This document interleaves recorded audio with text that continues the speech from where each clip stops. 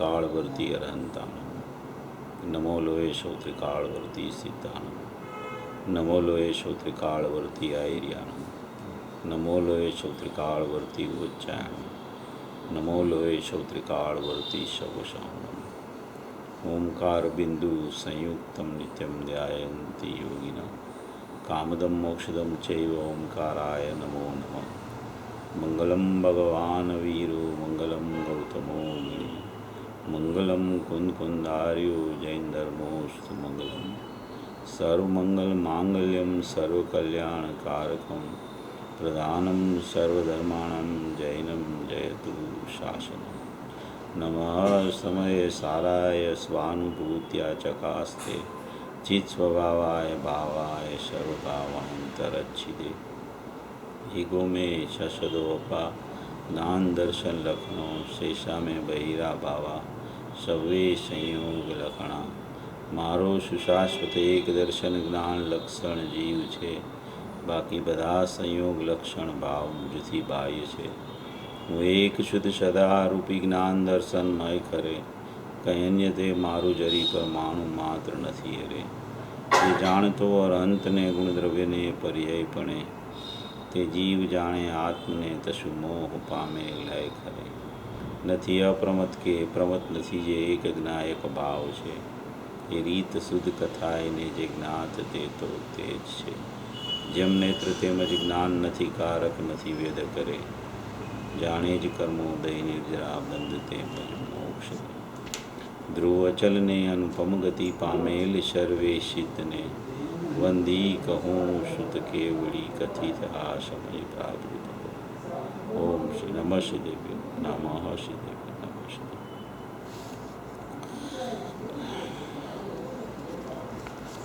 પૂજ્ય ગુરુદેવ શ્રીના પ્રવચનોમાં અત્યારે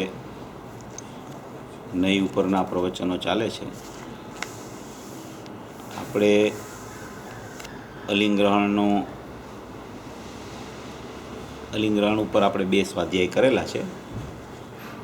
આપણે તેની ચર્ચા ચાલી રહી છે, પણ પૂજ્ય બહેનશ્રીનો 100મો જન્મજયંતિ મહોત્સવ જે સોનગઢમાં ચાલે છે, એટલે 15થી 22 હજી 4-5 દિવસ બાકી છે. અને પૂજ્ય બહેનશ્રી સમ્યક જ્ઞાની થઈ ગયા અને એમના જ્ઞાનમાં જે કાંઈ વાત આવી તેમાં ઘણા શ્રોતાઓએ ઘણા એમને પ્રશ્નો કરેલા, અને એ પ્રશ્નોના ઉત્તર રૂપે એક આ બહેનશ્રીની તત્વચર્ચા સ્વાનુભૂતિ દર્શન નામનું એક પુસ્તક છે. એમાં ઘણી પ્રયોજનભૂત અને અપૂર્વ પ્રશ્નોત્તરી છે કે ગુરુદેવશ્રીએ તો 45 વર્ષ સુધી ખૂબ વિસ્તાર કર્યો જૈન દર્શનનો, અને એટલી બધી સૂક્ષ્મતાથી પૂજ્ય ગુરુદેવશ્રીએ વર્ણન કર્યું કે એમ કે એમાં તો કાંઈ બાકી જ નથી. ગુરુદેવે વર્ણન કર્યું, ગુરુદેવે સ્પષ્ટીકરણ કર્યું, એમાં તો કાંઈ બાકી રહેતું નથી. પણ ઘણી વખત શું થાય કે પૂજ્ય ગુરુદેવશ્રીને કોઈ પ્રત્યક્ષ પ્રશ્ન ન થઈ શક્યો હોય તો કોઈ બીજા જ્ઞાની હોય એમની પાસે જઈને પણ જીવ પોતે પોતાના પ્રશ્નોનું નિરાકરણ સમાધાન કરી શકે. એવી રીતે પૂજ્ય બહેનશ્રી પણ જ્ઞાની હતા. પૂજ્ય બહેનશ્રી અને પૂજ્ય બેન બંને જ્ઞાની થઈ ગયા. સોનગઢ જ રહેતા હતા અને પૂજ્ય ગુરુદેવશ્રીની નિશ્રામાં રહી અને સમ્યક દર્શન પ્રગટ કરી અને સમ્યક દર્શનને ઉત્તરોત્તર વૃદ્ધિગત કરવાની એમની જે પદ્ધતિ હતી, પોતાના જ્ઞાનને આગળ કેવી રીતે ધપાવવું, સમ્યક જ્ઞાન પ્રગટ થયા પછી પણ એની પરિણતિ કેવી રીતે આગળ વધારવી, એવી જે ધારા બંને બહેનોને ચાલતી હતી, એમાં પૂજ્ય બહેન શ્રી ચંપાબેનને ઘણા શ્રોતાઓએ પ્રશ્નો ઘણા કરેલા. એનું આ શાસ્ત્ર એટલે કે પુસ્તક છે. એમાં 1-2 પ્રશ્નો છે અને એના ઉત્તર બહેનશ્રી આપેલા છે. એના ઉપર આપણે જરા આજે ચર્ચા કરવી છે. બહેનશ્રીની 100મી જન્મજયંતિ છે, એટલે આપણને પણ જ્ઞાની પુરુષનો મહિમા તો હોય જ. એવી રીતે આ બહેનશ્રી છે એની મૂળ વાત આમાં ઘણી સૂક્ષ્મતાથી પણ એણે ચર્ચા કરેલી છે અને એકદમ સાદી અને સરળ ભાષામાં સામાન્ય જીવને પણ સમજાઈ જાય. કોઈ શાસ્ત્રોક્ત શબ્દ નહીં, ક્યાંય તમને એના ચર્ચામાં ક્યાંય તમને શાસ્ત્રના શબ્દો બહુ ઓછા મળે સાંભળવા કે જોવા. એવી એમ લોકભોગ્ય ભાષામાં અને એટલા સરળતાથી ઉત્તર આપ્યા હોય કે જીવ આમ ક્ષણવારમાં પોતાના સ્વરૂપને પ્રગટ કરી શકે એવી અપૂર્વ ચર્ચા આમાં ભરેલી છે. શ્રદ્ધાનું પડખું કેવું હોય, જ્ઞાનનું પડખું કેવું હોય, શ્રદ્ધામાં સમ્યક એકાંત કેવી રીતે હોય, જ્ઞાનમાં સમ્યક એકાંતપૂર્વક સમ્યક અનેકાંત કેવી રીતે હોય, પ્રમાણ જ્ઞાન કોને કહેવાય, વિકલ્પાત્મક પ્રમાણ જ્ઞાન અજ્ઞાનીનું કેવું હોય અને જ્ઞાની ત્યાં પછી એનું સમ્યક જ્ઞાન પ્રમાણ કેવું હોય, એ બધી ચર્ચા બેનશ્રીએ આમાં ઘણી સુંદર રીતે કરેલી છે. ગુરુદેવની તો શૈલી એવી હતી કે એક ઘાને બે કટકા, બીજી કોઈ વાત નહીં. એ વાત કરે એટલે એમ કે એ એના મુખમાંથી જે બાણ તીર વાગે ને, જે એ તીર સીધું નિશાન તાકી લે, એવી એની પદ્ધતિ એવી હતી ગુરુદેવની. અને પૂજ્ય બેનશ્રી છે એ જરા ધીરે ધીરે શ્રોતાને જરા પપલાવીને પણ મૂળ માર્ગની વાત પણ જરા સરળ ભાષાથી લોકોને સમજાઈ જાય એવી રીતે પૂજ્ય બેનશ્રીએ તત્વચર્ચા કરેલી છે. એમાં એક પ્રશ્ન છે કે સ્વાનુભૂતિનું અંતરંગ સ્વરૂપ કેવું હોય, એવો શ્રોતાએ પ્રશ્ન કર્યો છે કે સ્વાનુભૂતિ કોઈ જીવને પ્રગટ થાય એટલે બેનશ્રીને પ્રશ્ન કર્યો કે તમને તો સ્વાનુભૂતિ થઈ ગઈ છે, તો તમને તો એ વાતનો વિશેષ ખ્યાલ હોય કે સ્વાનુભૂતિનું અંતરંગ સ્વરૂપ કેવું હોય. બહારથી તો અમે બધું સાંભળ્યું છે, પણ એનું અંતરંગ સ્વરૂપ શું, એમ શ્રોતાએ પ્રશ્ન કર્યો છે કે એનું અંતરંગ સ્વરૂપ કેવું હોય. તમે અંતરમાં સ્વસંવેદન કરી અને તમારા જ્ઞાયક દેવની અનુભૂતિ કરી છે, તમને એની જ્ઞાયકની પ્રાપ્તિ થઈ છે, આત્મા કેવો છે એ વેદનથી તમે પકડી લીધો છે, તો હવે એવો સ્વાનુભવ જે છે તમારો, એ સ્વાનુભૂતિનું અંતરંગ સ્વરૂપ કેવું છે, એમ પૂજ્ય બેનશ્રીને પ્રશ્ન કર્યો છે કે તમે તમારી સ્વાનુભૂતિ છે એ તમને તમારા અનુભૂતિથી વેદાણી છે, તો હે પૂજ્ય બેનશ્રી સ્વાનુભૂતિનું અંતરંગ સ્વરૂપ કેવું હોય એ તમે અમને કૃપા કરીને સમજાવો, એવો શ્રોતાનો પ્રશ્ન છે.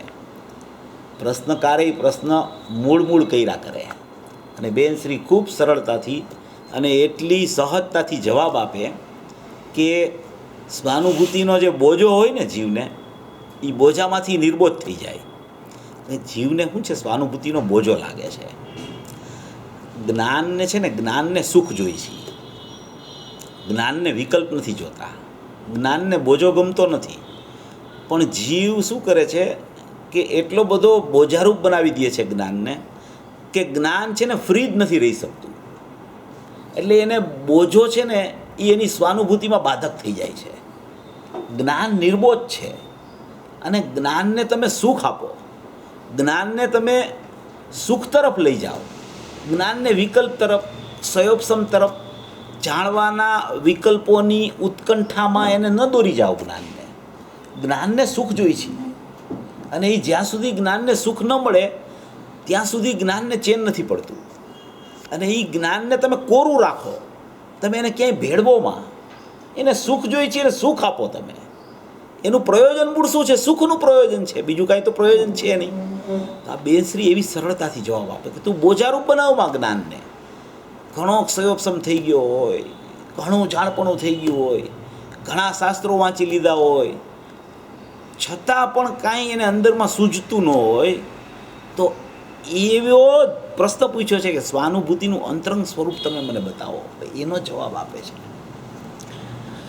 તે અંતરંગ સ્વરૂપ વાણીમાં તો પૂરેપૂરું પહેલાં તો આવતું નથી, કારણ કે વાણી છે એ તો ભાષા વર્ગણાનું પરિણમન છે, એ તો દિશા સૂચક છે. વાણીથી તને માર્ગ બતાવે કે જો તું અમે આમ ચાલ્યા હતા, તું એમ ચાલ તો તને તારો રસ્તો મળી જશે. એ તો એક દિશા સૂચક છે, તને બતાવે કે ભાઈ તું આ માર્ગે આવી રીતે ચાલીશ તો તારું પ્રયોજન સિદ્ધ થશે, તને તારું સ્વરૂપ ખ્યાલમાં આવશે. એટલે કે અંતરંગ સ્વરૂપ છે એ વાણીમાં તો કાંઈ પૂરેપૂરું આવી શકતું નથી. વિકલ્પ છૂટીને અંતરમાં આનંદનું વેદન આવે તે પોતે જ અનુભવી શકે છે.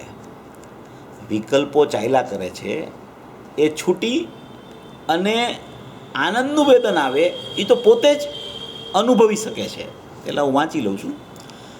અનંત ગુણથી ભરેલો આત્મા છે, તેમાં તેનો ઉપયોગ સ્વાનુભૂતિ થતાં લીન થઈ જાય છે અને વિકલ્પ છૂટી જાય છે.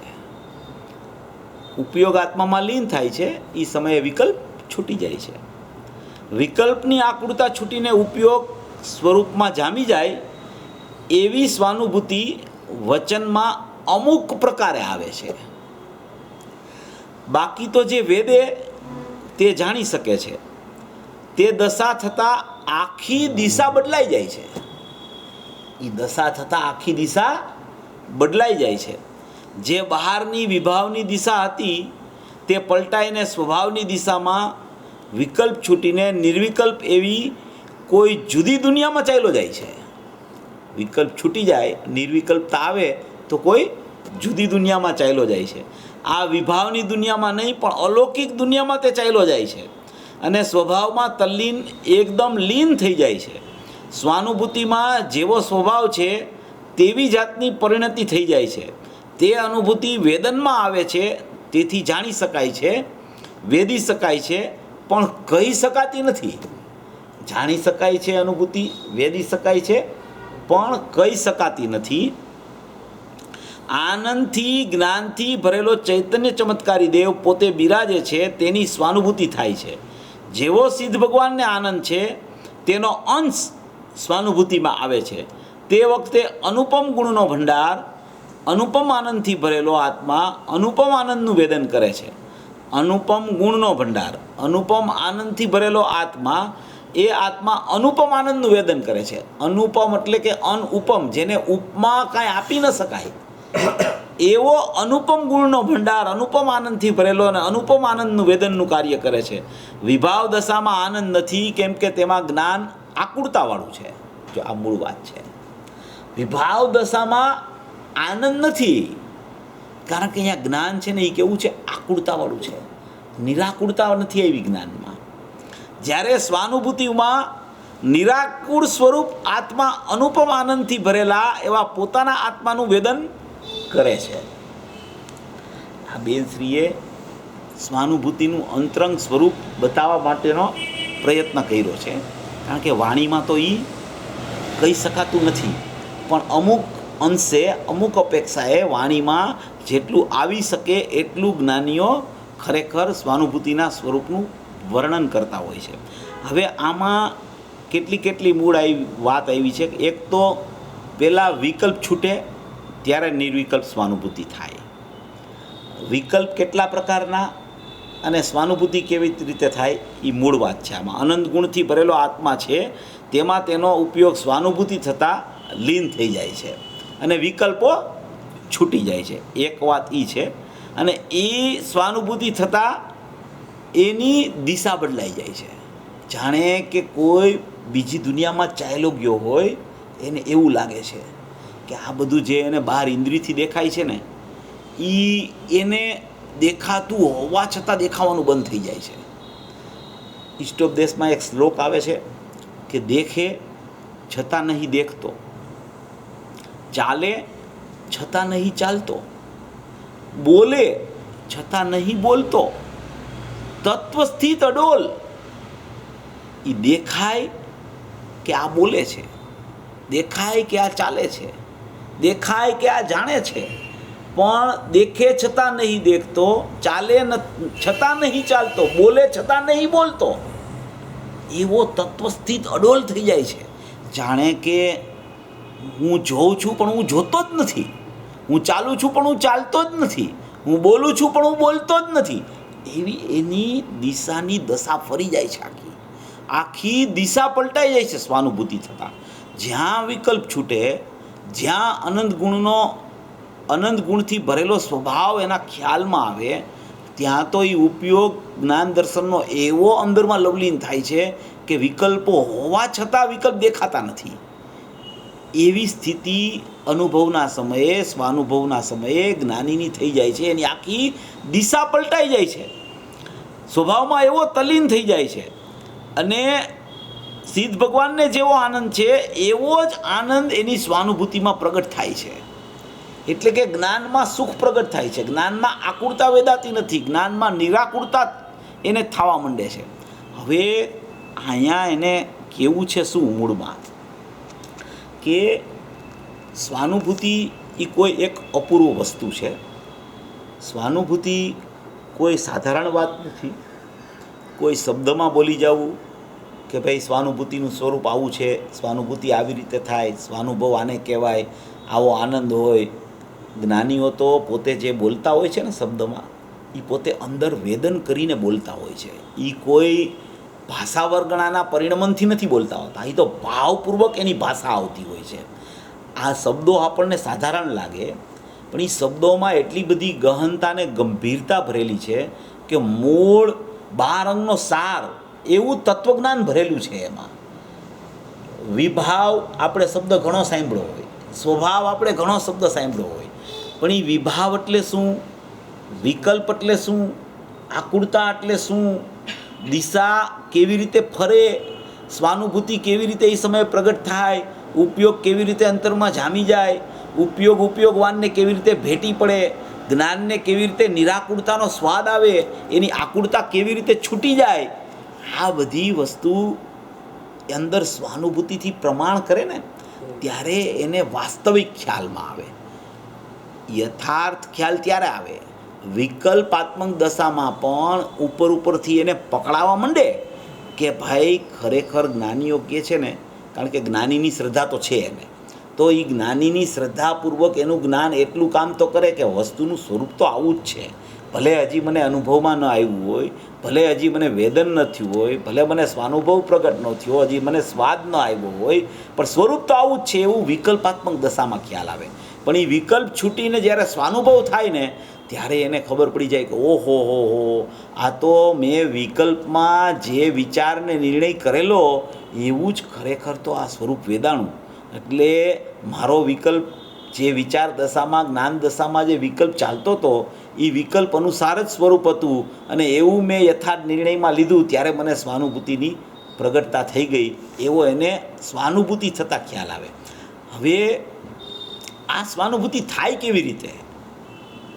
આ તો જ્ઞાનીએ કહી દીધું કે ભાઈ આ સ્વાનુભૂતિ આવી રીતે થાય, સ્વાનુભૂતિ થતાં આવું થાય, વિકલ્પ છૂટતા સ્વાનુભૂતિ થાય, નિર્વિકલ્પ દશા ત્યારે આવે, આકુળતા જતાં નિરાકુળતા પ્રગટ થાય, સિદ્ધ જેવો આનંદ આવે. સમ્યક દ્રષ્ટિનો આનંદ સિદ્ધના આનંદમાં કાંઈ ફરક ન હોય. ફરક એને એટલો હોય કે ઓલાને પ્રદેશ પ્રત્યક્ષ હોય, આને પ્રદેશ પરોક્ષ હોય. આનંદ એક સરખો હોય, એની માત્રા, એની જાત એક સરખી હોય, પણ એની લવલીનતામાં ફરક હોય કે ઓને પૂરેપૂરી અંદર લવલીનતા હોય, આને આંશિક હોય. એ બધા ફરકને તમે ગૌણ કરો તો સ્વાદ તો દરેકને એક સરખો આવે. આંધળો સાકર ખાય કે દેખતો સાકર ખાય, સાકરનો સ્વાદ તો મીઠાશ છે, એ મીઠાશ જ રહીએ. એમાં કાંઈ ઓલાને થોડીક વધારે મીઠાશ આવે ને આને થોડીક ઓછી મીઠાશ આવે. સાકરમાં જેવી મીઠાશ હોય એવી જ બેયને મીઠાશ આવે મોઢામાં સાકર મૂકે તો એવી આનંદની અનુભૂતિ, એવી સ્વાનુભૂતિ, એવી જ્ઞાનીઓએ જે ચાખી અને જે સ્પર્શ કરીને જે અનુભૂતિનું વેદન કર્યું, એ અનુભૂતિનો જન્મ કરવા માટે આપણે વિકલ્પ કેવી રીતે છોડવા, નિર્વિકલ્પતા કેવી રીતે પ્રગટ કરવી, અને એ નિર્વિકલ્પતા વિકલ્પ છૂટીને કેવી રીતે પ્રગટ થાય, એ મૂળ વાત છે. આ જ્ઞાનીએ તો કહી દીધું આમ થતાં આમ થાય. તો હવે અનાદિથી જીવને વિકલ્પાત્મક દશા તો ચાલે છે, વિકલ્પ તો ચાલે છે, ચાલ્યા જ કરે છે વિકલ્પ. કોઈ સમય એવો નથી કે વિકલ્પ છૂટી જાય. અનુભૂતિ થાય ત્યાર પછી પણ વિકલ્પ ચાલે છે. અનુભૂતિના સમયે કોઈ પ્રકારના વિકલ્પ નથી હોતા, કારણ કે એ નિર્વિકલ્પ દશા પ્રગટ થઈ ગઈ છે. ત્યારે કોઈ પ્રકારના વિકલ્પનો જન્મ નથી હોતો. છતાંય ત્યારે એમ કહેવાય કે અબુદ્ધિપૂર્વકના વિકલ્પ છે. પણ અબુદ્ધિપૂર્વકના વિકલ્પ છે એ ગૌણ છે, એની કોઈ ચર્ચા નથી. તો હવે વિકલ્પ અનાદિનો ચાલે છે. વિકલ્પનું એકત્વ જ્યાં સુધી જીવને અનુભૂતિ નથી ત્યાં સુધી ચાલ્યા કરે છે. તો મૂળ બાહ્ય પદાર્થો સાથે કાંઈ સંબંધ નથી. બાહ્ય પદાર્થો તો એની જગ્યાએ એવી રીતે સ્થિર રહ્યા છે. પર સન્મુખતા છે, પરનું જાણવું થાય છે, પર તરફ ઉપયોગ જાય છે. એ બધી વાત જે આવે છે ને એ છે શું ખરેખર પર એટલે કે પર સંબંધી જેટલી વસ્તુઓ છે એ સંબંધીનો અહીંયા એક વિકલ્પ ચાલે છે. પર અરે કાંઈ સંબંધ નથી. પર વસ્તુ પરમાં છે, સ્વ વસ્તુ સ્વમાં છે, અને વચ્ચે એક વિકલ્પ છે અને એક જ્ઞાન છે. પર વસ્તુ પરમાં છે, સ્વ વસ્તુ સ્વમાં છે, અને વચ્ચે એટલે કે પર્યાયમાં એક વિકલ્પ ચાલે છે અને એક જ્ઞાન ચાલે છે. આ બે ધારા ચાલ્યા કરે છે. એક વિકલ્પની ધારા ચાલ્યા કરે છે, એક જ્ઞાનની ધારા ચાલ્યા કરે છે, અને એક જ્ઞાયક તો સ્થિર વિદ્યમાન શાશ્વત વસ્તુ સ્વરૂપ એવું ને એવું એવું ને એવું એવું ને એવું અનાદિથી પડ્યું છે. પર પદાર્થમાં પણ પ્રત્યેક સમયે પરિણમન ચાલ્યા કરે છે. પ્રત્યેક સમયે એનું પરિણમન ચાલ્યા જ કરે, ચાલ્યા જ કરે, ચાલ્યા જ કરે છે. એ ચાલ્યા કરે છે. એ અનંત પર પદાર્થો છે. અહીંયા વિકલ્પ અનંત નથી. પર પદાર્થો અનંત છે. એ સંબંધીનો આ વિકલ્પ એક છે. એ સંબંધીનું જ્ઞાન અહીંયા એક છે. અને જ્ઞાયક ભાવ છે એ અનંત ગુણાત્મક છે. પદાર્થો અનંત છે, જ્ઞાયક ભાવ અનંત ગુણાત્મક છે. એ સંબંધીનું જ્ઞાન અહીંયા એક છે, એ સંબંધીનો વિકલ્પ પણ એક છે. આખી સ્થિતિ વર્તમાનમાં આવી રીતે રહેલી છે. હવે એ સ્થિતિમાંથી આપણે તારવણી કરીને આપણો માર્ગ શોધવાનો છે. આ બધું કાંઈ આપણે બંધ કરી શકીએ એમ નથી. વિકલ્પને કોઈ રોકી શકતું નથી, વિકલ્પને કોઈ ફેરવી શકતું નથી. બધું ક્રમબદ્ધ છે. અનંત પદાર્થોનું પરિણમન ક્રમબદ્ધ છે, વિકલ્પોનું પરિણમન ક્રમબદ્ધ છે, જ્ઞાનનું પરિણમન એ ક્રમબદ્ધ છે. અને જ્ઞાયક ભાવ તો છે એ છે જ. એ તો શાશ્વત છે, એ તો ધ્રુવ છે, કુટસ્થ છે, અભેદ છે, અખંડ છે, અપરિણામી વસ્તુ છે. હવે આ બધી વસ્તુ આવી રીતે અનાદિથી ચાલ્યા કરે છે. અનાદિથી આવું સ્વરૂપ ચાલ્યા જ કરે, ચાલ્યા જ કરે છે. હવે એમાં દોષ છે માત્ર સમયનો, એક સમયનો, એક જ સમયનો દોષ છે. કોઈ ઝાઝો દોષ થઈ નથી ગયો. સમય સમય સમય સમય સમય સમય સમયની પર્યાયો છે. સમય સમયનો વિકલ્પ છે, સમય સમયનું જ્ઞાન છે. આ અનાદિ અનંત આત્મા છે, ઓલા પર પદાર્થો અનાદિ અનંત છે. એ બે તો એની જગ્યાએ જેમ છે એમ છે. હવે થાય છે શું કે જ્ઞાનનું એક સમયનું પરિણમન છે, વિકલ્પનું એક સમયનું પરિણમન છે. સમયનું જ છે. જે સમયે પરિણમન છે વિભાવરૂપ કે સ્વભાવરૂપ, એ સમય પૂરતું છે. પૂર્વની પર્યાયનું કાંઈ નથી, ભવિષ્યની પર્યાયનું કાંઈ છે નહીં. માત્ર વર્તમાન પર્યાયમાં જે કાંઈ છે એ ચાલ્યા કરે છે. વર્તમાન પર્યાય એક સમય પૂરતી એ ચાલી ગઈ, બીજે સમયે નવી ચાલી ગઈ, ત્રીજે સમયે નવી ચાલી ગઈ, ચોથે સમયે નવી ચાલી ગઈ.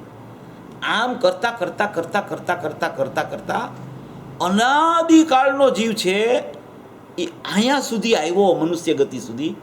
ત્યાં સુધી એનું પરિણમન સ્વતંત્રપણે, સ્વાધીનપણે, કોઈ પણ જાતની કોઈ અપેક્ષા વગર, બહારનું પરિણમન આવું છે એટલે અહીંયા પરિણમન થાય છે એવું નહીં, અંદરનું સ્વરૂપ આવું છે એટલે અહીંયા પરિણમન થાય છે એવું નહીં.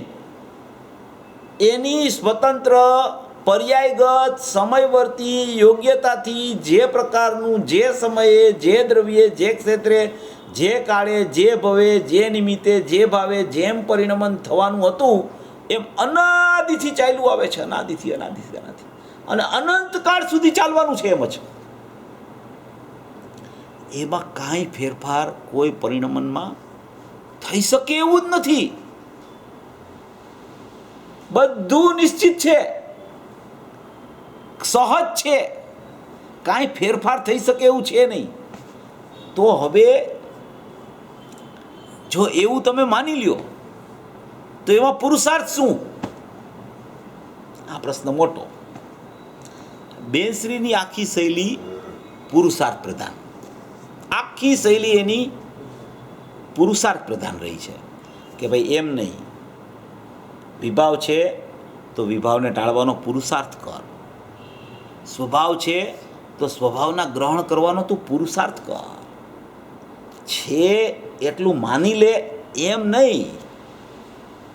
એ તો તને ખ્યાલ આવી ગયો કે આમ છે પરિણમન, પણ હવે આમને આમ પરિણમન જ જો ચાલ્યા કરે વિભાવરૂપ, તો પછી એનો રસ્તો શું?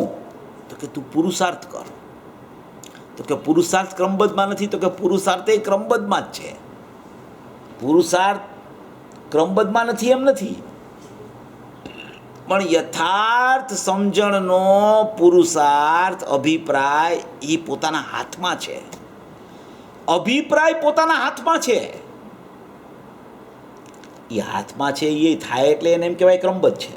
પણ અભિપ્રાય જે છે એ અભિપ્રાયનું સાધન એની પાસે એક રહી ગયું છે અનાદિથી. એનો અભિપ્રાય ક્યાં કામ કરે છે, આખો માર્ગ નિર્ધારિત એના ઉપર છે. બીજું જૈન દર્શનમાં કાંઈ નથી. બીજું આખી અભિપ્રાયની કિંમત છે, આખી એની યથાર્થતાની સમજણની કિંમત છે, આખી એની વિશ્વાસની ધારા પ્રમાણે બધું ચાલે છે. જૈન દર્શન બધું સહજ છે, પરિણમન ચાલ્યા કરે છે. હવે આપણને વિશ્વાસ આવે છે કે આ પરિણમન આમ જ થવાનું હતું, એમ થયું, એમ આપણને વિશ્વાસ આવે છે. એ વિશ્વાસ આવવો ને એ પુરુષાર્થ છે. એ વિશ્વાસ આવવો એનું નામ પુરુષાર્થ છે. પુરુષાર્થ કરીને ફેરવવાનું નથી કાંઈ, કારણ કે એ ફરી શકતું જ નથી. ખરેખર કોઈ એને ફેરવી શકતું નથી. પુરુષાર્થ શું છે કે એ સ્વભાવ આવો છે એવો પુરુષાર્થ, વિભાવ પણ આવો જ છે એવો પુરુષાર્થ, વિભાવ થવાનો હતો એવો જ થયો છે એ પુરુષાર્થ, સ્વભાવ આવો હતો એ આવો નવો રહી ગયો છે એ પુરુષાર્થ. એનું નામ પુરુષાર્થ છે. પર્યાયો બધી ક્રમબદ્ધ ક્રમસર છે, એને કોઈ ફેરવી શકતું નથી. હવે આ નહીંનું પ્રકરણ ચાલે. હવે એમાં એમ કે દેવ નહીં છે તો કે અયત્ન સાધ્ય છે, કે એમાં પુરુષાર્થનું કંઈ કામ જ નથી, કોઈ યત્નથી કંઈ થતું જ નથી. બોલો, એની મેળે મેળે જ થાય છે. કે લીંબુના ઝાડમાંથી શું રતન નીકળે? માણેક નીકળે. બોલો, ઝાડ લીંબુનું નીકળે માણેક એમાંથી, તો એમાં એણે પુરુષાર્થ શું કર્યો? એમાં યત્ન શું કર્યું એણે? એ તો સહજ સાધ્ય છે, એમાં કોઈનો પુરુષાર્થ કામ નથી કરતો. ગુરુદેવ એકવાર ગયા હતા કલકત્તા, સમજ્યા? રતનચંદજી ગંગવાલ છે, તો એના ઘરમાં આંબો વાવેલો હતો. આંબાના ઝાડ હોય ને, તો એ આંબાના ઝાડમાં કેટલાય વર્ષોથી કેરી નહોતી આવતી. કેટલાય વર્ષો થઈ ગયા, કેરી જ ન આવે એમાં. હવે યોગાનું એક ગુરુદેવ ત્યાં ગયા આહાર લેવા. હવે એ ત્યાં આહાર લેવા ગયા અને ત્યાં ઓલા ઝાડમાં કેરીનો પાક ઉતરવા માંડ્યો. હવે આ યોગાનું યોગ કેવું થાય છે? કોઈને એમ જ થાય કે ગુરુદેવ આવ્યા ને એટલે કેરી આવવા માંડી. ગુરુદેવ કેવાય માંડ્યા બધા. જે બોલા નથી કહેતા કે ગુરુદેવની લાકડી છે કેટલી ચોરાઈ ગઈ. ગુરુદેવ કે અમારી લાકડી જ ચોરાઈ જાય છે, પણ કે આમાં કાંઈ નથી. હા, હાથમાં અમે જે રાખી છીએ ને એ સીસમનું રાખી છીએ લાકડું, કારણ કે આ શાસ્ત્રને પરસેવો અડે તો અસાત ના થાય. એમ ગુરુદેવની લાકડી હતી તો લાકડી લોકો ચોરી જાય. અરે ભાઈ, એમાં કાંઈ જાદુ છે નહીં, એમાં કાંઈ નથી. પણ છતાંય જ્ઞાની પુરુષની લાકડી છે ને, એ જ્ઞાનીની લાકડી કહેવાય ને. તો એવો ભાવ આવ્યા વગર ન રહીએ જીવને. એ એક એવું છે, પણ એનાથી કાંઈ થઈ જાય એવું નથી. એમ કોઈ પર્યાય કોઈ ફેરવી શકે એવું કાંઈ છે નહીં. હવે તો અહીંયા કેરી આવવા માંડી તો ગુરુદેવને બધા કહેવા માંડ્યા કે તમે અહીંયા પધાર્યા ને આ કેરીનો પાક ચાલુ થઈ ગયો અહીંયા. ગુરુદેવ કે ભાઈ એમાં કાંઈ નથી, તો એની યોગ્યતાથી આવી છે. તમે અમને એવો આરોપ કરોમાં અમારા ઉપર. અમે એના કરતા નથી. તમે કરતા બુદ્ધિ તમારી અમારા ઉપર ક્યાં લગાડો છો? સ્થિતિ તમે તો કરતા બુદ્ધિમાં હરોફરો છો, પણ અમારા ઉપર તો કરતા બુદ્ધિનો આરોપ લગાડોમાં તમે. અમે એના કરતા નથી, અમે તો અકર્તા છીએ. એમ કોઈ પદાર્થનું કોઈ પરિવર્તન શક્ય જ નથી, અને કોઈ પુરુષાર્થથી કોઈ વસ્તુ આવી શકતી નથી. અને કોઈ જો એમ કહે કે મને સમજણનો પુરુષાર્થ નથી અને વસ્તુ સ્થિતિ બદલાઈ જાય છે, તો એમેય નથી. એટલે મૂળમાં બધું પરિણમન સ્વતંત્ર ને સ્વાધીન છે, પણ એને એનો પુરુષાર્થપૂર્વક નિર્ણય હોવો જોઈએ, એને એનો સ્વીકાર આવવો જોઈએ. જો એ સ્વીકાર ન આવે તો એ કોઈ દિવસ એને નિર્ણયની ભૂમિકા ન આવે, કોઈ દિવસ એનો વિકલ્પ ન છૂટે, કોઈ દિવસ એને નિર્વિકલ્પતા આવે નહીં વિકલ્પ છૂટીને, એવું પરિણમન કોઈ દિવસ એને સ્વભાવ સન્મુખનું થાય નહીં. હવે આ એક વાત થઈ. હવે બીજો બોલ છે. બીજો બોલ થોડો અગત્યનો છે, આપણે એ વાંચીએ છીએ જરા. શુદ્ધતા ત્રિકાળ દ્રવ્યમાં રહે છે અને અશુદ્ધતા પર્યાયમાં રહે છે. બે વાત. શુદ્ધતા ત્રિકાળી દ્રવ્યમાં રહે છે. આપણી પહેલા બોલની વાત પૂરી થઈ ગઈ છે. હવે આ નવો બોલ આવે છે બીજો, એમાં પાછો બીજો વિષય આવશે. શુદ્ધતા ત્રિકાળી દ્રવ્યમાં રહે છે અને અશુદ્ધતા પર્યાયમાં રહે છે, તો શું દ્રવ્ય ને પર્યાય એવી સીમાવાળા બે ભાગ દ્રવ્યમાં છે? બેનશ્રીને પ્રશ્ન કર્યો કે આત્મદ્રવ્ય તો ત્રિકાળ શુદ્ધ છે અને અશુદ્ધતા તો પર્યાયમાં છે, તો એમ કે એકની સીમા આમ ને એકની સીમા આમ એવી બે ભાગ એક દ્રવ્યના છે, એક અશુદ્ધતાવાળો ભાગ જુદો અને એક શુદ્ધતાવાળો ભાગ જુદો, એવા બે ભાગ દ્રવ્યમાં છે? એવો બેનશ્રીને પ્રશ્ન કર્યો. બેનશ્રી જવાબ આપે છે, દ્રવ્ય જે મૂળ વસ્તુ છે, મૂળ વસ્તુ જે દ્રવ્ય છે, ત્રિકાળ દ્રવ્ય છે, શાશ્વત દ્રવ્ય છે, અખંડ દ્રવ્ય છે, ધ્રુવ દ્રવ્ય છે, ત્રિકાળ અનાદિ અનંત જે દ્રવ્ય છે, તેમાં જો અશુદ્ધતા પેસી જાય, એ શુદ્ધ દ્રવ્યમાં જો અશુદ્ધતા પેસી જાય તો દ્રવ્યના સ્વભાવનો નાશ થઈ જાય. સ્વભાવનો જ નાશ થઈ જાય જો અશુદ્ધતા એમાં પેસી જાય તો. એટલે કે એનો શુદ્ધ સ્વભાવ જ ન રહી શકે. જો શુદ્ધ સ્વભાવ હોય એમાં અશુદ્ધતા પ્રવેશી જાય તો એનો શુદ્ધ સ્વભાવ કેવી રીતે રહી શકે? દ્રવ્યના મૂળ સ્વભાવમાં જો અશુદ્ધતા પેસી જાય તો સ્વભાવનો નાશ થઈ જાય. મૂળ વસ્તુમાં કાંઈ અશુદ્ધતા પેસતી નથી. આ બેનશ્રી કહે છે, મૂળ વસ્તુમાં ક્યાંય અશુદ્ધતા પેસતી નથી. અશુદ્ધતા ઉપર રહે છે. અશુદ્ધતા ક્યાં રહે છે? ઉપર રહે છે, મૂળ સ્વભાવમાં પ્રવેશ પામતી નથી. જેમ સ્ફટિક નિર્મળ છે, સ્ફટિક કેવો છે? નિર્મળ છે. નિર્મળ સ્ફટિકનું દ્રષ્ટાંત બેનશ્રીમાં બહુ આવે. સ્ફટિક કેવો છે? નિર્મળ છે. તેની અંદરમાં લાલ પીળું પેસી જાય તો સ્ફટિક જ રહે નહીં. સ્ફટિકમાં લાલ પીળા રંગની જાય ઘૂસી જાય તો એ લાલ પીળા રંગની જાય બહાર છે, એવું જો એ બહારની જાય અંદરમાં પેસી જાય તો એ સ્ફટિકની સ્વચ્છતાનો નાશ થઈ જાય. સ્ફટિકની સ્વચ્છતા વિભાવને પામી જાય. એ સ્વભાવ ન રહીએ સ્ફટિકનો, અને એ સ્ફટિકનો સ્વભાવ ન રહીએ તો આ વિભાવ છે એમ ખબર ન પડે. સ્વચ્છતા વગર એનું પીળાપણું, એનું રતાશપણું પણ ખ્યાલમાં ન આવી શકે. આપણે આની પહેલાં રવિવાર લીધું હતું ને, 15 દિવસ પહેલાં, ગયા રવિવાર નહીં એની પહેલાં રવિવારે આપણે ચર્ચા લીધી હતી કે ભાઈ જ્ઞાન છે, જ્ઞાન, એ જ્ઞાન જો સ્વચ્છ ન હોય, જ્ઞાન જો સ્વચ્છ ન હોય ને તો એ જ્ઞાનમાં જ્ઞેયાકાર જ ન બની શકે. જેમ કે પાણી છે તળાવમાં, એ પાણી સ્વચ્છ ન હોય તો તારાનું પ્રતિબિંબ જ ન પડી શકે એમાં. જો એ પાણીમાં કાદવ હોય અને એ કાદવ વાળું પાણી મલિન થઈ ગયું હોય, કાદવ હોય એમાં અંદર, છતાં પાણીમાં એ કાદવની મલિનતા પેસતી નથી. જો એ પેસી જાય તો એ પાણીની સ્વચ્છતાનો જો નાશ થઈ જાય તો પ્રતિબિંબે કોનું પડી શકે એમાં? એમાં સ્ફટિક જે નિર્મળ છે એમાં જો લાલ પીળી જાય અંદર પેસી જાય તો એ સ્ફટિકની સ્વચ્છતાનો નાશ થઈ જાય. એટલે કે દ્રવ્ય શુદ્ધ છે, એમાં અશુદ્ધતાનો જો કોઈ પ્રવેશ થઈ જાય તો દ્રવ્યના સ્વભાવનો નાશ થઈ જાય. એ કદી સ્વભાવ શુદ્ધ ન રહી શકે. માટે અશુદ્ધતા ઉપર ઉપર છે અને શુદ્ધતા અંદરમાં છે, એમ કહેવા માંગે છે. સ્ફટિક નિર્મળ છે, તેની અંદરમાં લાલ પીળું પેસી જાય તો સ્ફટિક જ રહે નહીં, પણ લાલ પીળું ઉપર ઉપરના પ્રતિબિંબો છે. લાલ પીળું શું છે? ઉપર ઉપરના પ્રતિબિંબો છે. એટલે કે એનું જે જ્ઞાન છે, વર્તમાન પ્રગટ જ્ઞાનનો ઉપયોગ છે, એમાં પણ આ લાલ પીળું જે છે એ પ્રતિબિંબિત થયા કરે છે. એ ઉપર ઉપરના પ્રતિબિંબો છે, અંદરમાં પ્રવેશ પામતા નથી, જ્ઞાનમાં પ્રવેશ પામતા નથી. તો જ્ઞાયકમાં તો પ્રવેશ કેવી રીતે પામે? એ ઉપર ઉપર રહે છે, અશુદ્ધતા ઉપર ઉપર રહે છે.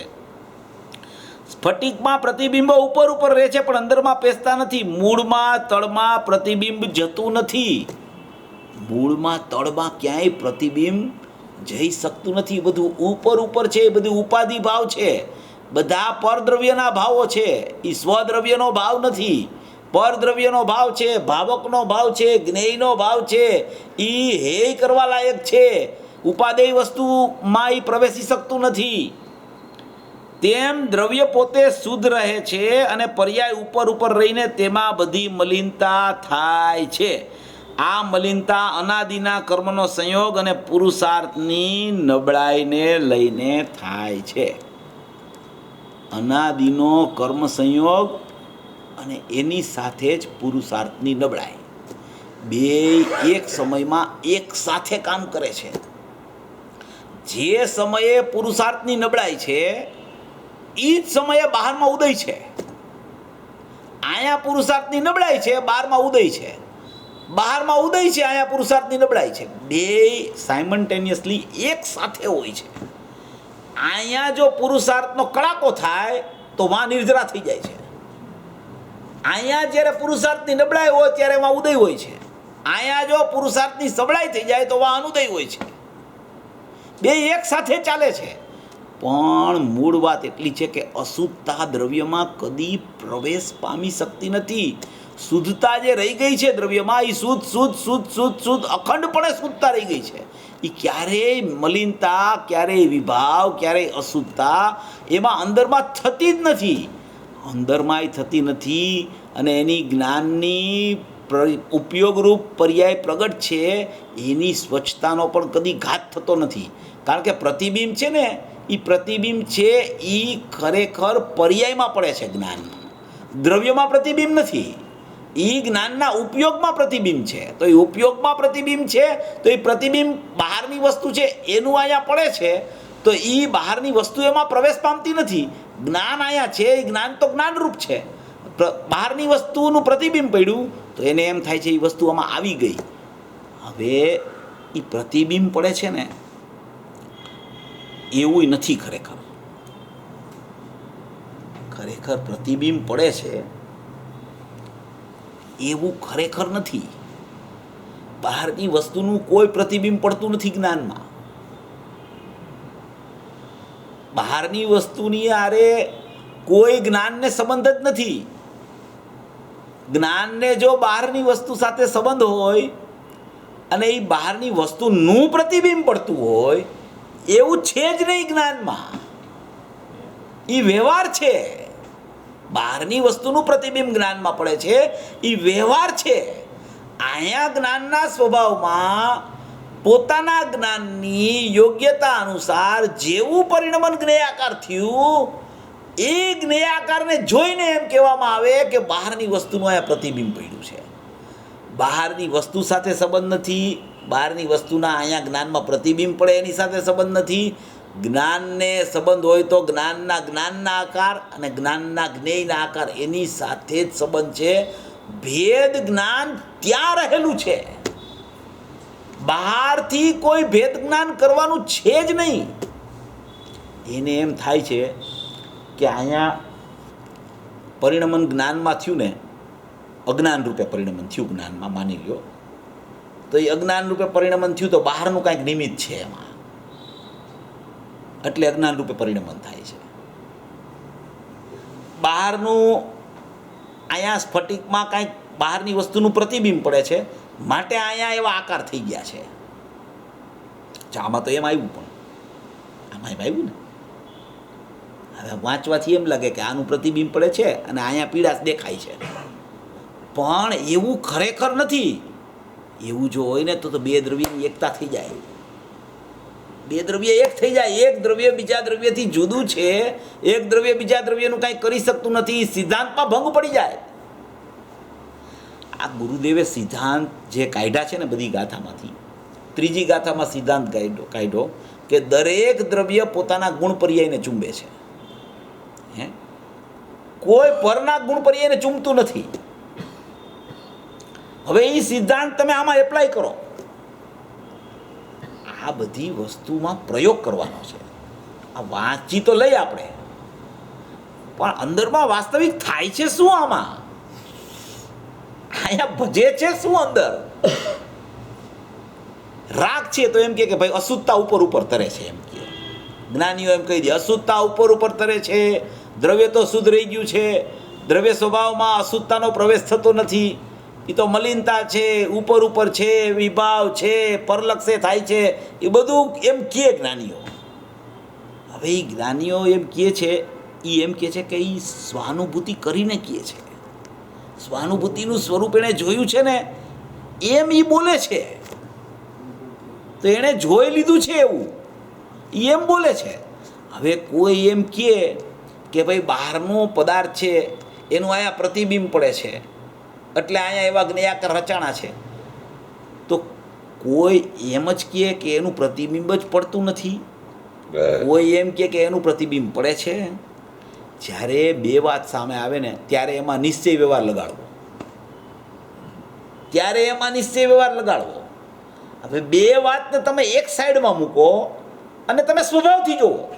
નિશ્ચય વ્યવહારને તમે એક બાજુ રાખો, તમે એના જ્ઞાનના સ્વભાવથી જુઓ, જ્ઞાનના જાણપણાથી જુઓ કે ત્યાં થાય છે શું ખરેખર. જ્ઞાનમાં જ્ઞેયાકાર બની ગયા છે, જ્ઞાનમાં જ્ઞાનાકાર બન્યા છે, કે જ્ઞાન તો જ્ઞાન માત્ર છે. જ્ઞાન સ્વાભાવિક છે, એ જ્ઞાન છે કેવું? જ્ઞાનના આકારે જ્ઞાન થયું છે, કે જ્ઞેયના આકારે જ્ઞાન થયું છે, કે જ્ઞાન તો જ્ઞાન માત્ર રહી ગયું છે. જ્ઞાન તો જ્ઞાન માત્ર છે, એ સ્વાભાવિક લક્ષણ છે. જ્ઞાનાકાર છે એ જ્ઞાયકની સાપેક્ષતા વાળું છે, જ્ઞેયાકાર છે એ જ્ઞેયની સાપેક્ષતા વાળું છે, અને જ્ઞાન છે એ જ્ઞાન સ્વભાવ છે. આમ એની મૂલવણી આપણે કરવી પડે. જો એ મૂલવણી આપણને કરતા આવડી જાય તો ભેદ જ્ઞાનની પ્રક્રિયા સહજપણે ચાલુ થઈ જાય. તો એને કાંઈ પણ પદાર્થને ફેરવવાનું જે એનું શલ્ય ચાલે છે ને, અનાદિનું મિથ્યા શલ્ય, કે આ જ્ઞેયાકાર થયા ને એને ફેરવી નાખવું અને હું જ્ઞાનાકાર કરી નાખું. પણ એ જ્ઞેયાકારે જ્ઞાનમાં સ્વતઃસિદ્ધ છે, જ્ઞાનાકારે જ્ઞાનમાં સ્વતઃસિદ્ધ છે. પણ એ જ્ઞેયાકાર ને જ્ઞાનાકાર જ્ઞાનમાં સ્વતઃસિદ્ધ છે, તો હું તો જ્ઞાન માત્ર છું. હું તો જ્ઞેયાકાર રૂપે નથી, હું તો જ્ઞાનના આકાર રૂપે નથી, હું તો જ્ઞાન માત્ર છું. એમ એણે જ્ઞાનની ધરા ઉપર ઊભા રહીને વિચાર કરવાનો છે. કોઈ કહે કે જ્ઞાનાકાર જ છે જ્ઞાન, કોઈ કહે કે જ્ઞાન જ્ઞેયાકાર છે. પણ જ્ઞાન જ્ઞાનાકાર છે કે જ્ઞાન જ્ઞેયાકાર છે, બે સાપેક્ષતા છે. જ્ઞાન માત્ર જ્ઞાન છે એ નિરપેક્ષતા છે. એમ એણે વિચારધારામાં લેવું. જો એ વિચારધારામાં લે ને તો બધી સાપેક્ષતા છૂટીને નિરપેક્ષ જ્ઞાન પકડાતા હું દ્રવ્ય છું એવું પરિણમન એની શ્રદ્ધામાં, એના અભિપ્રાયમાં આવી જાય. સાપેક્ષતા છોડાવવા માટે જ્ઞાનીઓ બધું ચારે તરફથી વર્ણન કરીને સ્વભાવમાં લઈ જતા હોય છે. હવે અહીંયા એમ કહે કે એ સ્ફટિક છે, લાલ પીળા રંગની જાય છે, એ એમાં પ્રતિબિંબો થાય છે. સ્ફટિક તો સ્ફટિક જ રહી ગયું છે. પછી એમ કે સ્ફટિક તો સ્ફટિક જ છે, લાલ પીળા રંગની જાય હો કે લાલ પીળા રંગની જાય ન હો, સ્ફટિક તો સ્ફટિક જ છે સ્વભાવે. એમ પાછા કહે એટલે એને કેવું છે શું? આ જ્ઞાનીનો શાસ્ત્રનો મર્મ છે ને જ્ઞાનીના હૃદયમાં છે. શાસ્ત્રનો મર્મ શાસ્ત્રોમાં નથી. અનાદિથી જીવ શાસ્ત્રો વાંચે છે, અનાદિથી જ્ઞાનીઓની વાણી સાંભળે છે, અનાદિથી એનું પરિણમન છતાંય વિભાવરૂપ ચાલ્યા કરે છે. એનો મર્મ પકડાતો નથી. એને મર્મ પકડવાનો છે. ખાલી વાંચવા સાંભળવાનો માર્ગ છે જ નહીં. એક જ બોલ લે, એમાં પ્રયોગ કરે, એ વિચાર કરે, એની કેળવણી જ્ઞાનમાં કર્યા કરે, સ્વભાવ અને વિભાવને પકડવાનો પ્રયત્ન પ્રયોગથી કરે કે ભાઈ અહીંયા વિભાવ એટલે શું, અશુદ્ધતા ઉપર ઉપર છે એટલે શું, શુદ્ધતા અંદરમાં રહેલી છે એટલે શું, અને એ શુદ્ધતા અને અશુદ્ધતા એ બેથી જુદું એક શુદ્ધ તત્વ અંદર રહી ગયું છે, એ કેવું છે, એ સ્વભાવ કેવો રહી ગયો છે, એ વસ્તુ મારી કેવી રહી ગઈ છે કે જે જ્ઞાનીઓ એમ કહે છે કે સ્વાનુભૂતિમાં અમે આવું જોયું જે વાણીમાં નથી આવી શકતું, એ સ્વાનુભૂતિનું સ્વરૂપ કેવી રીતે પકડાય, કેવી રીતે ખ્યાલમાં આવે, દિશા કેવી રીતે ફરે, દશા કેવી રીતે સવડી થઈ જાય. તો એણે એમ કીધું કે જ્ઞાનમાં આકુળતા છે. જ્ઞાનને સુખ જોઈ છે, જ્ઞાનને જોઈ છે શું? સુખ. જ્ઞાનને બોજો નથી જોતો, જ્ઞાનને આકુળતા નથી જોતી. શાસ્ત્ર સ્વાધ્યાય, નિરંતર ખાલી વાણી સાંભળ્યા જ કરવી, એ બધું ખરેખર બોજો છે. જે ન સાંભળતો હોય એના માટે એ ઉપકારી છે, જે સાંભળ્યા જ કરતો હોય એને એ બોજારૂપ લાગે છે. એને એમ થાય છે કે અત્યારે જો આવ્યું, હમણાં શક્તિનું પરિણમન શુદ્ધ છે એમ ચાલ્યું, હવે આ નહીંનો અધિકાર આવ્યો તો એમાં તો કેટલી નયું આવે છે, હવે એમાં તો કે અશુદ્ધતાય તારી છે, દ્રવ્યમાં અશુદ્ધતા પરિણમન છે, શુદ્ધ પરિણમન વિકાર રૂપ છે, અશુદ્ધ પરિણમન નિર્વિકાર રૂપ છે, શુદ્ધ પરિણમન એ બેયનો અધિષ્ઠાતા આત્મદ્રવ્ય છે. અને અહીંયા એમ કે અશુદ્ધતા ઉપર ઉપર તરે છે. શક્તિના વર્ણનમાં એમ કે અશુદ્ધતાની તો અહીં ચર્ચા જ નથી, શુદ્ધ પરિણમનની ચર્ચા છે. હવે આવી તો કેટલી વાતો આવે. હવે જો એમાં એનો નિર્ણય ન હોય, એને જો ખ્યાલમાં ન આવતું હોય તો એકાંતે શું સાંભળી અને એ પછી સાંભળીને જાય, પછી એનું કાંઈ પરિણમન ચાલુ નથી થતું. એટલે આમાં નિર્ણયની બહુ કિંમત છે. અને આ ભાવ જ્ઞાનીના જે ભાવ છે, એ જ્ઞાનીના શાસ્ત્રના જે ભાવ છે ને, એ જ્ઞાનીના હૃદયમાં રહેલા છે. અને એ જ્ઞાનીઓ આમાં એનું ચિત્રામણ શબ્દદેહ રૂપે કરતા હોય છે. જો એનો મર્મ ખ્યાલમાં આવી જાય, જો એની વાત ક્યાંથી કહેવા માગે છે એ પકડાઈ જાય, તો એટલું બધું સરળ થઈ જાય. જ્ઞાની થાય ને એટલે એને કેવું થઈ જાય કે બધું પરિણમન સવડું થઈ જાય. અજ્ઞાની હોય ત્યાં સુધી કેવું હોય, બધું પરિણમન અવળું હોય. હવે વાર કેટલી લાગે છે, સમયવર્તી પર્યાય છે, ઝાઝી વાર લાગતી નથી. એક જ સમયમાં અનંતકાળનું અવળું પરિણમન એકદમ સવડું પરિણમી જાય છે. એક જ સમયમાં પર્યાય એક સમયની છે, વિભાવ એક સમયનો છે, ભલે અનાદિથી ચાલતો હોય, એક જ સમયનું પરિણમન છે વિભાવરૂપ. અને એ વિભાવરૂપ પરિણમન સવડું થયું તો અનંત ગુણની અનંત પર્યાય સવડી પરિણમન માંડે છે. કેટલી બધી અદ્ભુતતા છે કે બોલો, એક સમયમાં ફેરફાર કેવડો મોટો થાય છે, કેટલો બધો ફેરફાર થઈ જાય મોટો. તો એના નિર્ણયની કિંમત કેવડી છે, અને નિર્ણયની કિંમતમાં એનો સ્વભાવ આવે એની કેટલી મહત્વતા છે, કેટલી એની વિશેષતા છે. માટે સમજણ કરી અને મૂળ વાતને છે ને પકડી લેવી, અને એ મૂળ વાત પકડી અને પ્રયોગ કરવો, અંદરમાં ભેદજ્ઞાન કરવું, પ્રક્રિયા શું સમજાવવાની જ્ઞાનીનો અભિપ્રાય છે, એનો જ્ઞાનીનો કહેવાનો અભિપ્રાય છે ને, ત્યાં જ્ઞાનને પહોંચાડવાનો પ્રયત્ન કરવો. માત્ર શબ્દો વાંચવાથી કામ નથી થતું.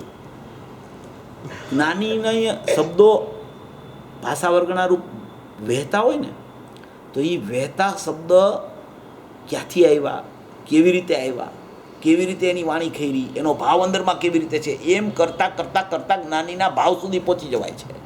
અને એ પહોંચતા એનો અભિપ્રાય પકડાઈ જાય છે. અને એ અભિપ્રાય પકડાણો જ્યાં, બસ ત્યાં એને પોતાના સ્વરૂપમાં ખ્યાલ આવે છે કે એનો અભિપ્રાય આવો છે, હું મારા અભિપ્રાયની કેળવણી જો એવી રીતે કરીશ તો મારું પરિણમન સવડું થતા એક જ સમય લાગશે.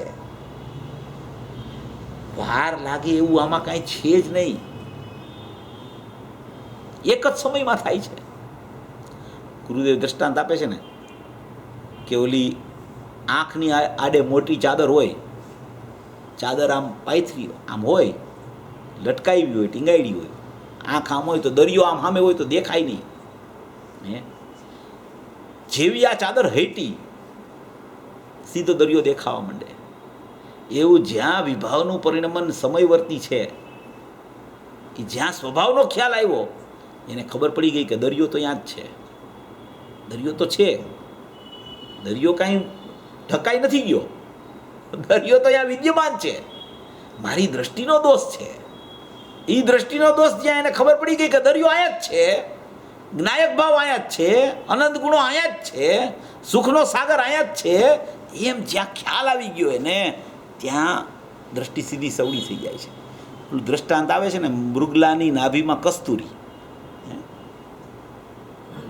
કસ્તુરી તો ખરી, પાછી સુગંધે આવે.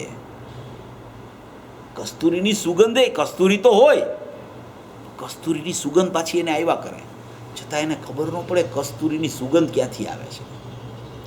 કસ્તુરી છે એટલે જ્ઞાયક છે, જ્ઞાયકની સુગંધ જ્ઞાનમાં આવે છે, સુગંધ જ્ઞાનમાં આવ્યા કરે છે.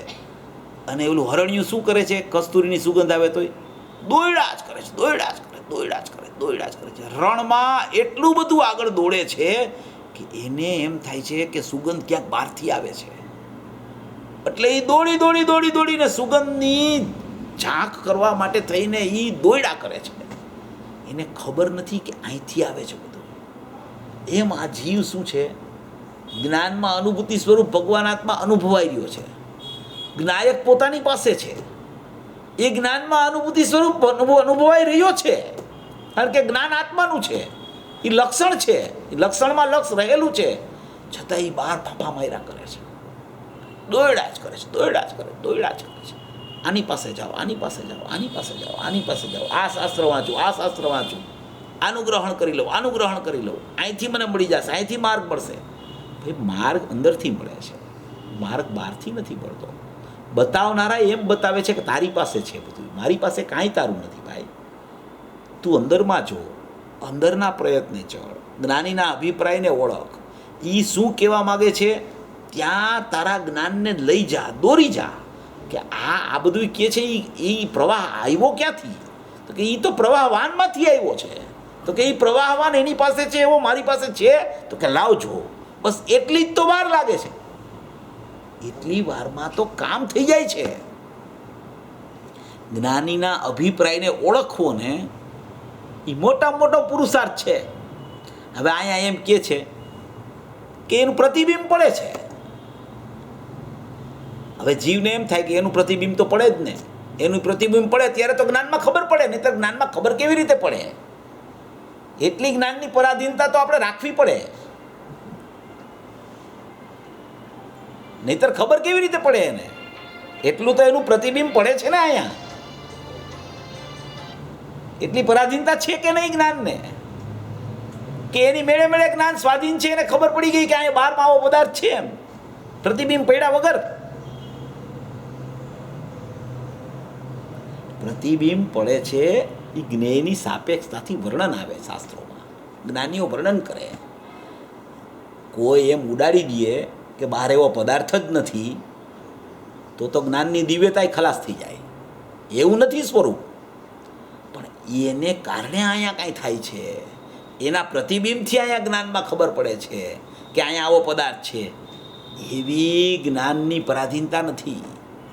જ્ઞાન પોતે સ્વતઃસિદ્ધ સ્વાધીન છે, એ તો જાણનાર છે. જાણવું જાણવું જાણવું જાણવું જાણવું જાણવું, સમયે સમયે સમયે સમયે પોતાથી પોતાનું જાણવું ચાલ્યા જ કરે, ચાલ્યા જ કરે, ચાલ્યા જ કરે છે. એમાં એને ખબર પડી જાય છે બહારમાં આવા પદાર્થ છે, બહારમાં આવા પદાર્થ છે, એવી ખબર પડવાનું એને કામ નથી કાંઈ. જ્ઞાનમાં જ્ઞાનને જાણતા જ સ્વયં જ્ઞાનમાં જ એવો ભાવ થઈ જાય છે કે અહીંયા આ પદાર્થો રહેલા છે તો રહેલા છે. સ્વ પરને પૃથક રહી સ્વમાં રહીને પર પૃથકપણે આવું છે એવું જ્ઞાનમાં સહજપણે વર્તે છે. એને ઉપયોગ મૂકવો નથી પડતો ક્યાંય. એ તો જ્ઞાન પોતાથી સ્વાધીન અંદરથી આવ્યું છે. એ આવે છે એ બધું લઈને આવે છે. એ બધો પોતાનો સ્વપર પ્રકાશક લઈને પ્રગટ થયું છે. એને બહાર હારે કાંઈ સંબંધ હોતો નથી. બહારની સાપેક્ષતા એને કોઈ લાગુ ખરેખર પડતી જ નથી. એવું નિરપેક્ષ જ્ઞાન છે, નિરપેક્ષ સ્વભાવ છે. નિરપેક્ષ જ્ઞાનનો પર્યાય સ્વતઃ સિદ્ધ પ્રગટ થયો છે. એ જ્ઞાન અને એ જ્ઞાયક બસ એટલી જ પોતાની વસ્તુ છે, બીજી કોઈ વસ્તુ છે નહીં એની. અને એ જ્ઞાન એ કેવું? નિરપેક્ષ જ્ઞાન, સ્વાભાવિક જ્ઞાન, લક્ષણભૂત જ્ઞાન. એ જ્ઞાયક અને એ જ્ઞાન એટલો જ આત્મા છે. નથી જ્ઞાનના આકાર, નથી જ્ઞેયના આકાર, જ્ઞાન માત્ર છે. અને એ જ્ઞાનમાં જ્ઞાયક વિદ્યમાન રહેલો છે. એવું અહીંયા બેનશ્રી એમ જ કહેવા માગે છે. એને એમ જ કેવું છે. જો વાંચું છું આગળ. સ્ફટિકમાં પ્રતિબિંબો ઉપર ઉપર રહે છે પણ અંદરમાં પેસતા નથી. મૂળમાં તળમાં પ્રતિબિંબ જતું નથી. મૂળમાં તળમાંય પ્રતિબિંબ જાતું નથી. તેમ દ્રવ્યો પોતે શુદ્ધ રહે છે અને પર્યાય ઉપર ઉપર રહી અને તેમાં બધી મલિનતા થાય છે. દ્રવ્ય પોતે શુદ્ધ રહે છે અને પર્યાય ઉપર ઉપર રહીને એમાં મલિનતા બધી થયા કરે છે. આ મલિનતા અનાદિનો કર્મનો સંયોગ ને પુરુષાર્થની નબળાઈને લઈને થાય છે. તેમાં મૂળ વસ્તુમાં તો શુદ્ધતા જ રહે છે અને પર્યાયમાં અશુદ્ધતા થાય છે. અનાદિથી વસ્તુ એવી છે, અનાદિથી વસ્તુ આવી રહી ગઈ છે, દ્રવ્ય સ્વભાવે શુદ્ધ શુદ્ધ શુદ્ધ રહી ગઈ છે અને પાણી મલિનતા ઉપર ઉપર તરે છે. જેમ પાણી સ્વભાવે નિર્મળ છે તેમાં કાદવના નિમિત્તે મલિનતા થાય છે. કાદવના નિમિત્તે, કાદવને પાણી એકમેક નથી થઈ જતા. નિમિત્ત કીધું ત્યાં જુદાઈ થઈ ગઈ. કાદવના નિમિત્તે પાણી પાણીમાં, કાદવ કાદવમાં, બેયની જુદાઈ છે. નિમિત્ત નિમિત્તમાં, નૈમિતિક નૈમિતિકમાં. નૈમિતિક એટલે ક્ષણિક ઉપાદાન, નિમિત્ત એટલે પર વસ્તુ. એ જુદી વસ્તુ છે. તો પણ મૂળમાંથી શુદ્ધતા જતી નથી. પાણી સ્વભાવે નિર્મળ છે, કાદવના નિમિત્તે મલિનતા થાય છે, છતાંય કાદવના નિમિત્તે પર્યાયમાં મલિનતા થઈ છે, છતાંય મૂળમાંથી શુદ્ધતાનો અભાવ નથી થયો. તેમ કહેવા માગે છે પર્યાયમાં ગમે તેટલી મલિનતા થઈ જાય, દ્રવ્ય સ્વભાવ શુદ્ધ શુદ્ધ ને શુદ્ધ રહી ગયો છે. નહીતર પર્યાયમાં નિર્મળતા આવે કેવી રીતે જો દ્રવ્ય સ્વભાવ અશુદ્ધ થઈ ગયો હોય તો? દ્રવ્ય સ્વભાવમાં મલિનતા જો પેસી ગઈ હોય તો કોના લક્ષ્ય શુદ્ધતા પ્રગટ થાય? એવું શુદ્ધ તત્વ તો એની પાસે કાંઈ હોવું જોઈએ. એવું શુદ્ધ તત્વ અનાદિથી રહી ગયું છે. બધી મલિનતા ઉપર ઉપર થાય છે.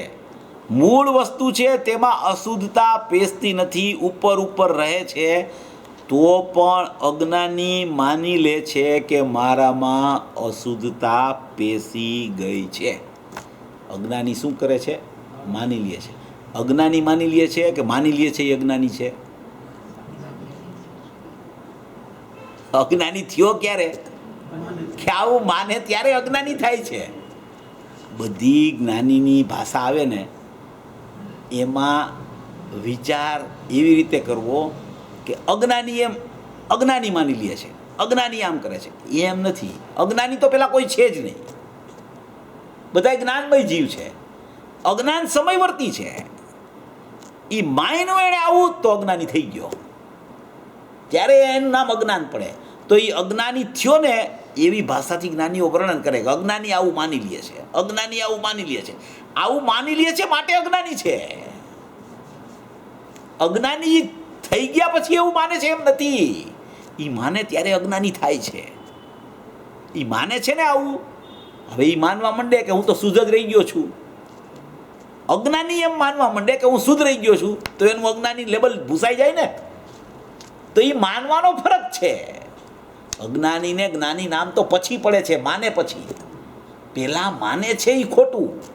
એ માનવા માંડે કે ભાગ જ છે બે, અશુદ્ધતા અહીંયા છે, શુદ્ધતા અહીંયા છે, એમ માનવા માંડે તો જ્ઞાની છે. એ અજ્ઞાની ક્યાં છે? માન્યતાનો તો દોષ છે અને એક સમયનો માત્ર સમયવર્તી છે.